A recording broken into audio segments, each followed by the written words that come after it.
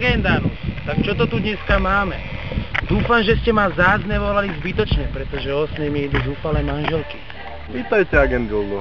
Máme tu dve tela. Zastrelená žena, vek okolo 28 rokov. Telo nájdené vo vode. Pravdepodobne vražda.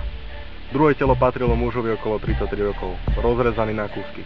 Doslova rozjebaný po dvoje. Pravdepodobne samovražda. Čo si vlastne myslíte, že ide o samovraždu? V jeho vrecku sme našli lístok z kina. Chlapec bol na batoji. Chápem sa. Minule som pozeral panelák. No človek má chuť rozrezať najprv sám seba a potom toho dementa, čo to píše.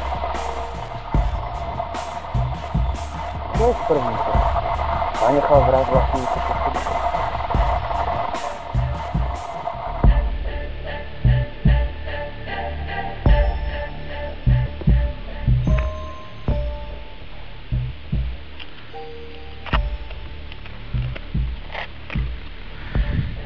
Občiansky, vodičský preukaz, preukaz poistenca, agent Anus, nič z toho to nám nepomôže.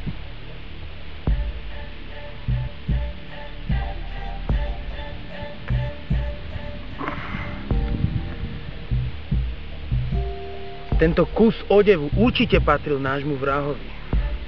Agent Anus, prosím vás, aby ste to zobrali do labáku. Pardon, Dildo. Tá je moja.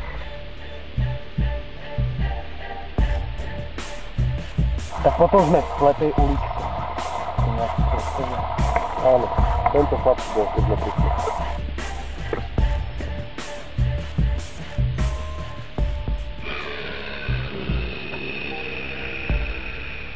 Prepačte, pane. Nevideli ste tu niečo podozrivé, nezvyčajné? Pomôže nám čokoľvek? Nie, žiaľ nie. Naozaj?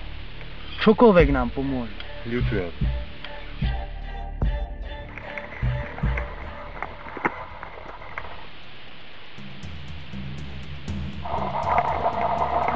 Asi, to je zabili.